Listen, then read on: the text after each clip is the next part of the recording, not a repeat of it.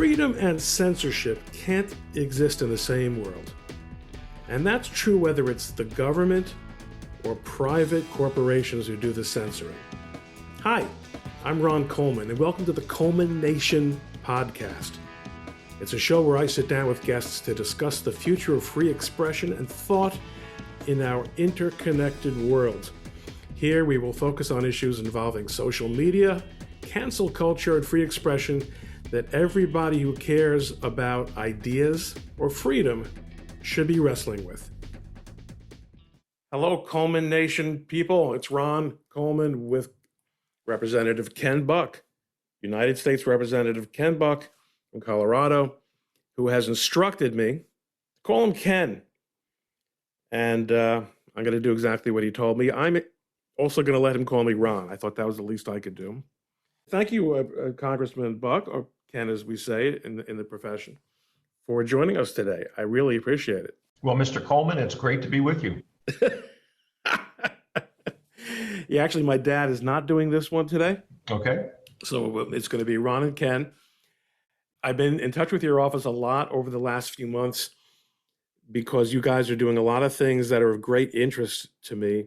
And it's interesting for me doing the bit of research that I did in anticipation for our talk today, that you seem to have confused a lot of people, or at least a lot of people are pretending to be confused about which side you're on. So let's take a step back. When I said that I've been in touch with your office, it means, of course, that you do a lot of work in the area of technology. It's a great focus of yours. I've looked at your third way report going back to last fall. And on the one hand, the big news story from last week that actually emboldened me to ask you to come onto the show, where our theme is, in fact, technology and censorship and free speech. You know, a couple of years ago, that would have sounded like perhaps two topics, but now everyone understands it's one topic. Was the fact that that you were a co-sponsor of a new bill, a new initiative to deal with the problem that I think everyone but the most in the tank or disingenuous commentator would agree is a real problem. On the other hand, when I look at this story from Breitbart of all people, going back a little bit more than a month, Ken Buck continues to push Democrat-backed handout for big media. It makes me very confused.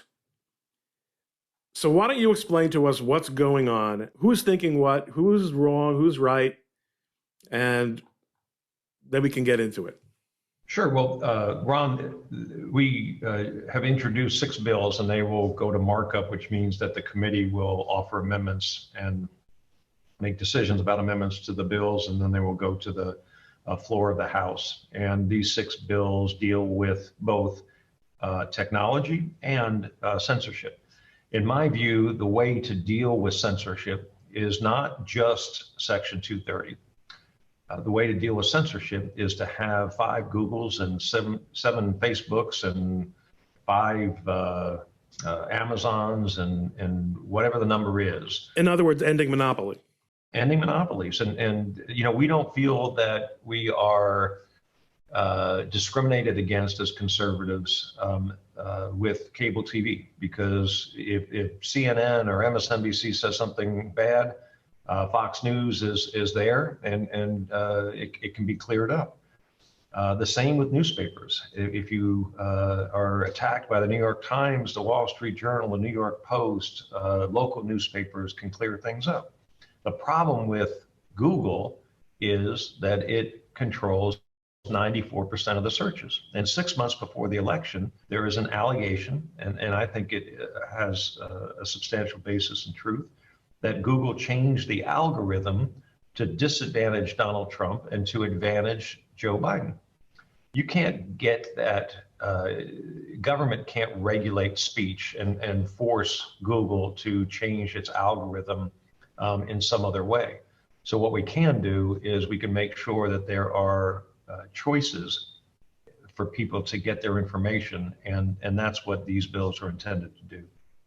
And that was my understanding. And in fact, as somebody who has done some antitrust law, and I've written on this topic a little bit. One of the things that I have observed is that, well, there are 2 points. One is that people always have to remember, and I'm a little bit from the legal realist school, that judges are a social category. They look over their shoulders at each other with the best of intentions. Sometimes they don't want to do something stupid that other judges are going to laugh at them for. They're just like the rest of us, in other words. Very few judges are also looking to government, and they don't see any enforcement of the antitrust laws against technology companies. So what they put together from those two things is there must not be any antitrust problems with technology companies. So that's problem number one. And problem number two is that there's a real lack of understanding among younger lawyers and even younger judges of what the antitrust legal landscape is. So when I discussed this briefly with Garrett Ventry from your office, he helped me understand that even though there's probably a pretty good argument for the proposition that the existing, the Clayton Act and the Sherman Act and the FTC Act probably should be able to deal with this. Well, on the other hand, they certainly weren't written to deal with the kind of ability that technology companies have to swing out into an entirely new market through an acquisition or by leveraging network effects. And at the same time, just the process of changing the law could provide a kick in the pants to the judiciary to acknowledge that, okay, maybe the law wasn't being violated before, but now there's a new law. Now that gives us an excuse or permission to look at something fresh. Do those observations sound right to you? Yeah, so I think it would help the listeners to understand that the Sherman Act was passed in 1888. The Clayton Act was passed in 1913. And we're the only people probably who remember that. Most of our listeners, of course, are much, much younger. That's right. We were there. But the reality is that Congress hasn't acted. Before the Sherman Act, the light bulb had not been invented at the time that the Sherman Act was passed. So you're talking about dramatic changes in the marketplace. Being able to go on a computer and order something online and have it delivered to your home the next day is really revolutionary. And the law has not kept up. And so the courts have done their best to try to fill the void that Congress has created by not doing anything, by not exercising our Article 1 authority. We now have 6 bills. Are they perfect? No. Will they be amended? Yes. Will there be other bills that will be dropped? Yes. Will this area of law, will the Senate address these bills and change them? And that's the legislative process. Republicans and Democrats are coming together, agreeing, disagreeing. And I think that this is a healthy exercise to go through. Now, understand that these 4 high-tech companies and some others spend more than $50 million a year in Washington, D.C. to affect public policy. They invest with conservative foundations, liberal foundations, political donations, all sorts of activity to protect themselves from this very type of legislation. So you're going to see plenty of articles out there that talk about Ken Buck being a bad guy and trying to attack me from the right. And that's okay. I put my big boy pants on a while ago, and I am fine with that.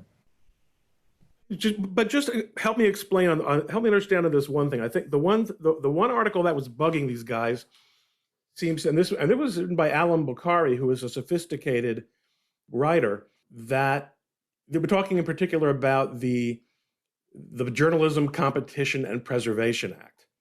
Is that one of the 6 bills, or is that a separate initiative? That's a separate initiative. And you may remember, Ron, in Australia passed a law that allowed the newspapers and radio stations and TV stations in Australia to come together and negotiate as one entity with Google and Facebook. And Facebook, when that law was passed and signed, Facebook withdrew from Australia. And they did for 3 or 4 days until they realized, oops, we got a problem here. There will be a competitor, and that competitor will fill this void. And so Google and Facebook then were forced to come back to the negotiating table and negotiate better rates for people who put content on their platforms. This bill that I'm being accused of being a squish is supported in the Senate by Rand Paul, in the House by Matt Gaetz and others. No one believes that that journalism, what I call the Journalism Protection Act, is anything but. It's a 4-year temporary fix until we can get some of these other bills passed so that there is competition in the marketplace. We've lost a third of our local newspapers in this country in the last 10 years. And that's what this bill is intended to do, is to make sure that we continue to produce information at the local level that can be used and consumed by our citizens. I think that issue would be worthy of its own podcast discussion, because as I read that article from a month ago, it's really hard for me to figure out the who's who there. But I actually did promise, and I did mean that I did want to talk about more about antitrust and consumer protection. And you mentioned a couple of minutes ago that there was a real, and this comports with my own observations, there seems to be an actual bipartisan thrust here in this idea that consolidation among the major technology companies, technology/social media in particular, is something that is not good for the American economy and the American system.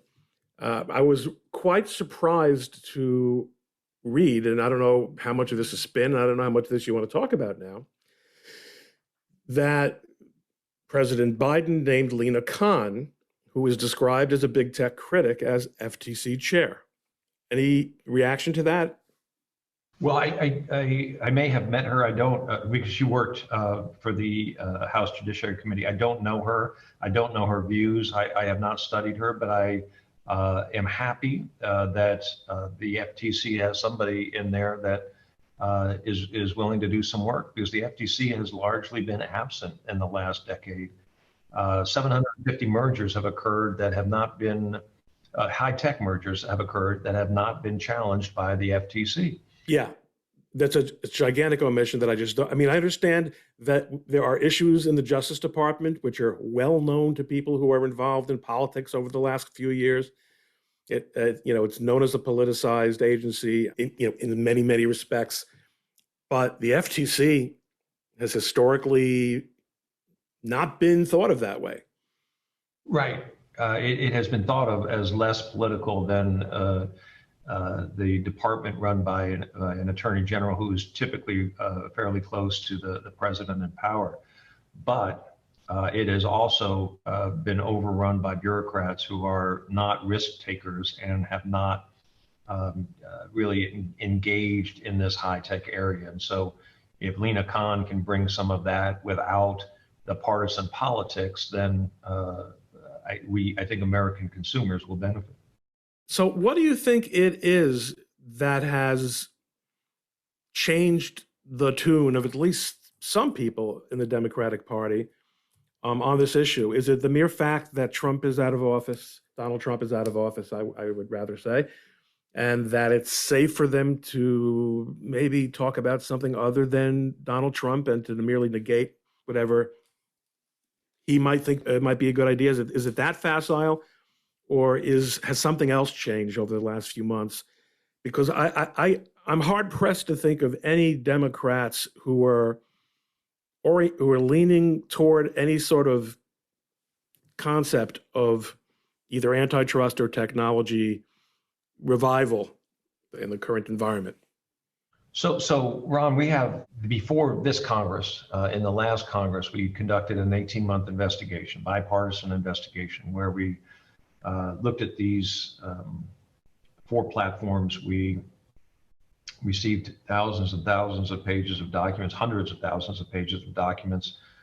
We interviewed the 4 CEOs of these companies in a public hearing. A lot of work done in a bipartisan way. And I have to tell you, I think the Democrats are motivated perhaps by different factors than Republicans, but they are very motivated when it comes to these companies. They look at the world and they see big as bad. I don't see big as bad. I see big as successful. I see big as something that should be celebrated often. I remember growing up, and the saying was, whatever is good for General Motors is good for the United States. And the Democrats see it differently. Now, on the Republican side, or the conservative side, and there is a difference, we look at the censorship, and we look at the small businesses that are trying to gain a foothold in this area and are discriminated against. We look at innovation that's being crushed. And we see problems regarding competition with China, status in a world economy. And it is much more difficult to ignore those issues now than it was 10 years ago. Nobody really cared about Facebook censoring 10 years ago. Now it's a major issue. And the same with Twitter, and the same with Apple and Google. And so when you take those 2 motivations and put them together, you have bipartisan legislation. Is it really, in the year 2021, an inherently conservative position to say, what's good for General Motors is good for America? No, I don't think it is at all. I think Thank God, that was the answer I was desperately hoping to hear from you.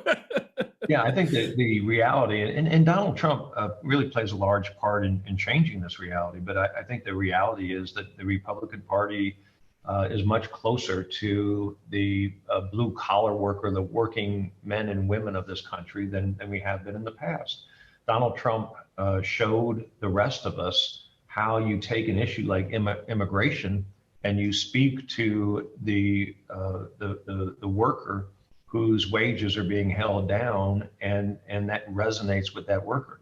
Donald Trump talked to us about how jobs that are moved offshore to China or India or another country hurt the American worker. And so I think that what's good for General Motors may very well be to open a plant in Mexico.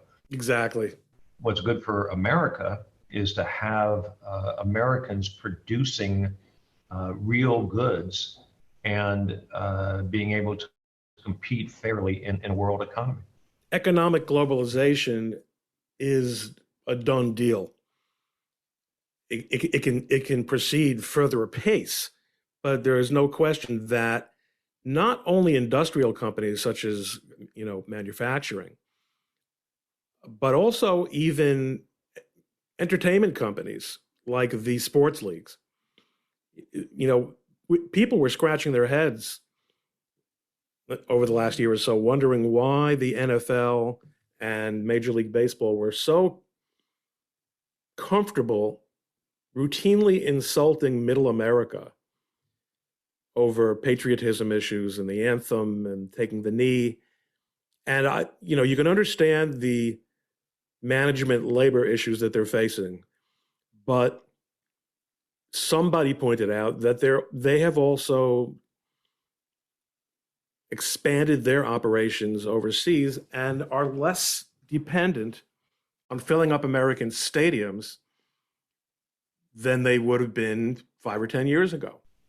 Well, God bless them. They're not getting my eyeballs on the TV screen anymore. And if that's what they care to do is, if the NBA wants to appeal to Chinese consumers, that's great. That's their freedom. But There will be other forms of entertainment, whether it's hockey or something else. I mean, I'm always amazed that Americans are taking a knee in football, and Canadians are standing with their hand across their heart for the U.S. national anthem in hockey games. And so it really is something that a lot of us are offended about. And if they think they're going to profit in the long run from being friendly with China, they should look at all the industries that have moved jobs over there and have lost out in the long run. You know, we innovate when it comes to technology, and China steals our innovation. I'm not sure quite how they grow talent like we grow it here for different sports, but I have no doubt that they will be turning off the spigot at some point, especially when sports is used to politicize issues. We can handle that in this country. We can have vigorous debate. They don't look at politicizing issues through sports very favorably in China. Well, I think it is a fascinating development, and I probably am responsible for taking us a little bit far afield. But the globalization, you know, when you talk about monopolies, it is also true that in 1888, and even in 1978, and even in 1988, when I graduated law school after 2 semesters of antitrust law, you still could really think very coherently about a national economy. And regulation of a globalized, interconnected system probably has the potential to be a lot more complicated than it was in those days. On the other hand, the European Union hasn't been nearly as shy about it. Absolutely, and you know, they created a union to be a competitor to the U.S. and China because they couldn't do it as individual countries, and so they created a whole new dynamic. And maybe it's along the lines of OPEC and some of the energy producing cartels, but I think that and oftentimes, frankly, the European Union has innovated when it comes to how to deal with big tech. Well, that was actually my point, which was that, you know, I think part of the problem that we might be facing now is that the numbers, the amount of revenue that we're talking about for these companies is so vast that regulators still feel as if they're really doing something that's going to leave a mark if they drop a $300 million fine. And this is true in the financial sector in the US as well, where you're talking about, you know, an hour's worth of revenue. Maybe I'm exaggerating, but, you know, culturally speaking, it seems as if even those regimes, let's call it, you know, whether it's national or a European Union type of situation, or again, the financial regulation in the United States, where there's a willingness to occasionally impose a penalty, we seem to still have a problem that these are penalties that have no effect on behavior. And I suppose actually there's also the related problem, and this is something as a member of Congress that I'm sure you really appreciate. You can bring these people in, and when I say these people, I mean top executives from Google and Facebook and Twitter. They will lie to your face about what they're doing and what they intend to do. And there are no consequences whatsoever for their doing so. Yes, and you know, honestly, that's true with a whole lot of different folks who come before Congress. It's really amazing to me, and in part, a lot of these CEOs in you know, $1 trillion+ company don't necessarily know what a mid-level manager is doing with something, and so some of it can be excused based on a lack of personal knowledge, but certainly the business culture is creating some of the problem here. And while I don't want to look to Europe and say, you know, they have the right answer here, I think the 6 bills that we started out talking about really are American-grown bills based on the 1996 Telecommunications Act and some other important legislation. But I do think that and I agree completely with you that the idea that a $300 million fine, while the public thinks, oh my goodness, that's huge, the reality is that these companies welcome that kind of scrutiny because they continue to outpace that kind of number in a very short fashion.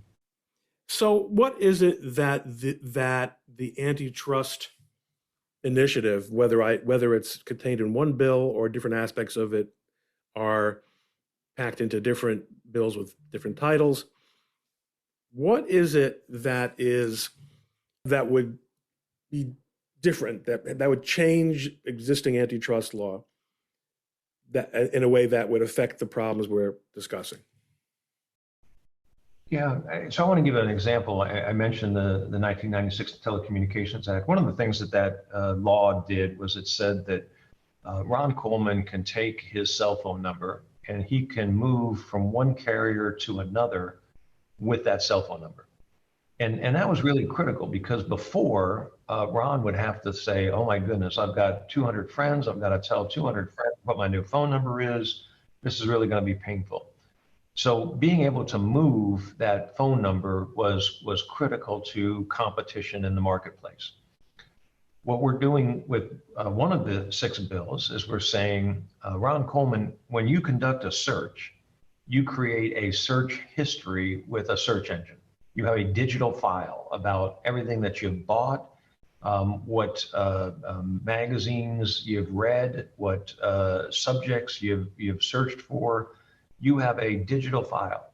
You can take that digital file from one search engine and you can go over to another search engine and you can use that digital file with another search engine. So we hope to create the same kind of competition with search engines that we have created with cell phone companies. And several other bills go to that same idea of we're not seeking to give FTC or the Department of Justice Antitrust Division the power to break up companies as much as we're trying to instill competition, foster competition in a free market environment. There actually is one bill that would separate platforms from the businesses that they have created to compete with the businesses that use their platform. But for the most part, it is these bills are designed to foster competition. How about the issue of acquisitions by companies such as these of potentially disruptive technology and disruptive to them as dominant stakeholders? One of the 6 bills that I've mentioned directly addresses that. And what it does is it basically flips the burden for 4 companies based on a definition of those companies. And the definition involves market cap and number of users for the platform. And the bill says that instead of the government having to prove that a merger is anti-competitive, the companies seeking to merge have to prove that the merger is pro-competitive. So it doesn't do this across the economy, but just these 4 monopolies operating in the high-tech area.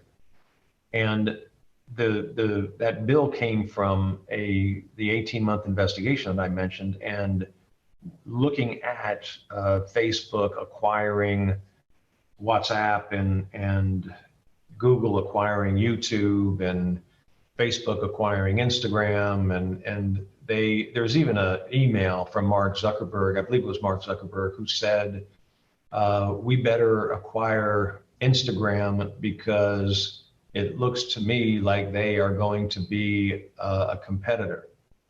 And then I think some lawyer or somebody ran in and talked to him, and an hour later, he sent out an email to the same person saying, just kidding. That's rich. Yeah, I think he realized that that is the essence of antitrust, is to go out and buy up your competitors so that they don't compete in the marketplace. So um, this bill basically just changes the burden for these four companies to try to slow down the rate at which they gobble up these high tech companies. A couple of things. One is that if I understand you correctly, the bills don't actually name the four companies. They just have a market cap definition, which, as it happens, only applies to four companies. Yes, well, the market cap actually applies to six, but when you add it to the other requirements that are written in the conjunctive, it applies to four companies: Apple, Amazon, Google, and Facebook. And it does not meet the definition of a bill of attainder. If you go back to constitutional law class, because Congress is allowed to identify problems in certain areas. For example, if we want to introduce a bill that just impacts airlines, we can do that. If we want to introduce a bill that just impacts railroads, we can do that. And so the Constitution allows Congress to deal with a specific segment of the economy, in this case, monopoly high-tech platforms. Understood. And I just wanted to, non-lawyers who are listening to this might have the impression that, it's hard to think of a bill of attainder in corporate terms, but it happens all the time, and it usually happens in the other direction, in the money going outward direction. So, but having clarified that, there was obviously a movement in the 70s and 80s toward a greater appreciation of market efficiencies and consumer welfare in a sort of microeconomic sense, not macro, but micro. This idea that if an acquiring company can more efficiently deliver services to consumers for less of an investment than it would take for them to develop this new technology themselves, and in fact take advantage of its network effects to deliver and offer those services more efficiently, that's a consumer welfare plus, and that's a good thing. And we should not consider it to be the kind of thing that is bad for competition. And what we have learned, have we not, is there's a problem with looking at it that narrowly, which is that the companies are in the business of maximizing their profits, and that's fine, but they're not in the business of maximizing consumer welfare. And if they make an acquisition of a technology which then ceases to become available from any other competitor or from the startup itself, or even if they're merely making it impossible for that technology to become available because of network effects, which I think we should talk about a little bit before I let you go, that long-run consumer efficiency in terms of choices, in terms of options, and in terms of privacy, including data privacy, which is, as you mentioned, you talked about data portability. I don't know if privacy is one of the things you address in one of those bills, but that we have to take a sort of a different look from the one that really changed the way courts were treating antitrust and market definition and efficiency claims by the 80s and 90s. Very, very long question. It's more the nature of a discussion point. Yeah, and Ron, it's a great discussion point, because what's really changed from the 70s and 80s to 2021 is these companies offer a service, a good, for free. You go online and conduct a search, and you don't pay anything. And so what the courts have said when it relates to the consumer welfare standard is that since there isn't an impact on price, Facebook can acquire WhatsApp, Facebook can acquire other companies, Google can acquire the companies that they want to, because the consumer doesn't have a price difference. So the enforcement agencies have been reluctant to go into court and tried to stop mergers because the courts have, without Congress exercising its Article 1 authority and passing legislation, the courts have defined consumer welfare standard as primarily price. And the new definition needs to be price and innovation and competition and other factors that have to do with market forces. And so while these bills don't deal directly with consumer welfare, they do start the competition model that I think courts will have to address. And I wouldn't be surprised if down the road we don't address consumer welfare standard directly. Well, I mean, let me ask you a sort of related question, which is, do any of your bills in any way capture the concept that if you don't, there's an axiom that I'm sure you've heard many times, if you don't pay for something, you're not the customer, you're the product. In other words, when we talk about consumer welfare, and the consumers of Twitter are not the people who have free accounts on Twitter, but rather some other sector, some other entity. We Twitter users and we social media users are our data, our ability to bring customers and eyeballs for advertisers and others who generate more data. We're the offering. So this whole idea that it's free, so what are you complaining about, I think might be understood better if we reframe the issue as, when people agree to participate in Twitter or YouTube in order to both enhance their own welfare, they are participating in an enterprise with those platforms by which not only does my welfare increase because I have under $30,000, I wish they were dollars, 130,000 followers, and therefore more people know about me and what I do, and I have more opportunities. But I'm also producing content for Twitter and enhancing engagement for Twitter. And that's the deal that we make as actually business partners. I'm not the customer.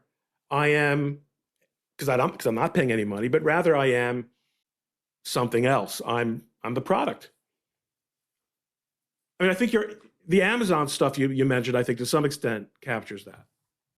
Yeah, and I think what we're talking about is a two-sided market, and the more traditional two-sided market involves credit cards, where a restaurant will sign up with a particular credit card company, and that restaurant is a customer of the credit card company.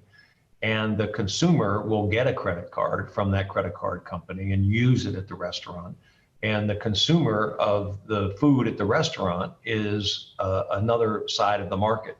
And so many of these business models involve two different markets that they are really appealing to or competing in.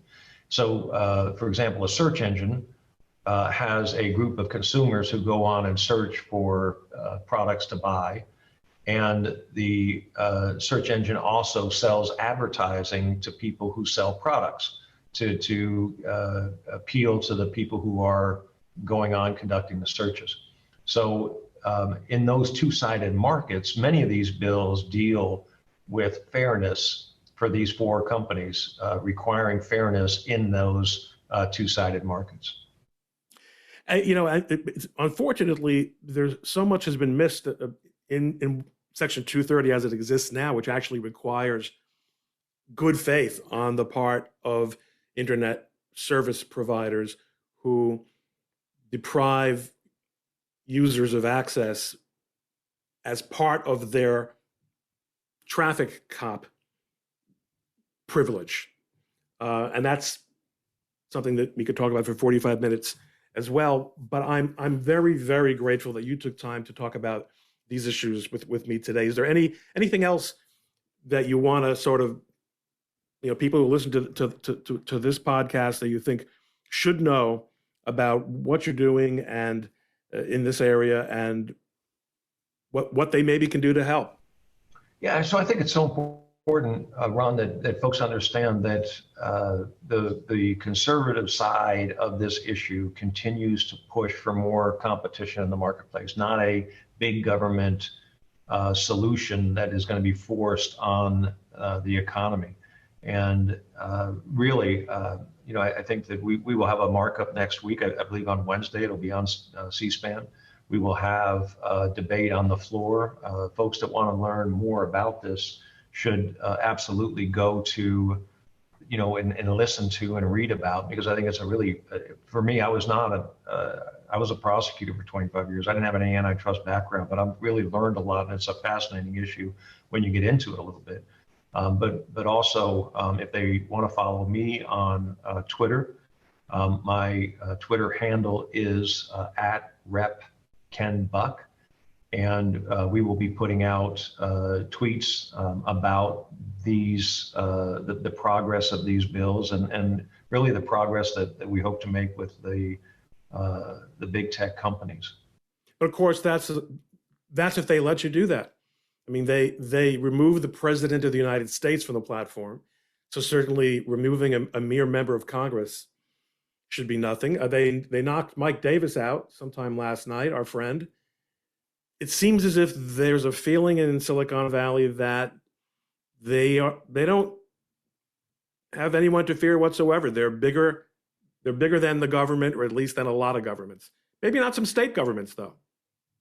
Well, I appreciate being compared to President Trump, but I think I'm a lot more boring than President Trump, and I doubt that anybody is going to really care much about our tweets. They will be more factual and less. No mean tweets from Ken Buck? No, not provocative in most ways. So then stick with Ron Coleman for mean tweets, and Ken Buck for insightful understanding of what's going on. I am so grateful for the time that you spent with me, and I hope that we can talk again in the future, whether in the ColemanNation context or otherwise. Regards to all our mutual friends. Keep fighting the good fight. As I understand it, I think it is the good fight. If there's somebody out there who thinks that Ken Buck's got this wrong, I'm easy to find. Let me know. And if I'm convinced you can entertain for 35, 40 minutes, maybe we'll have that discussion too. But from where I'm sitting, and I've been thinking about this for a while, I think you're onto something. Thanks again. Thank you, Ron. It's been a pleasure to be with you. Same here. Hey, thank you for listening to the ColemanNation podcast. Don't forget to subscribe on Apple Podcasts or your favorite podcast app. If you like the show, please rate it 5 stars and leave a review. For more information, please visit the show's website at coleman-nation.com. That's coleman-nation.com. Or you can visit my blog at likelihoodofconfusion.com. Join us next time on the ColemanNation podcast and have a great day.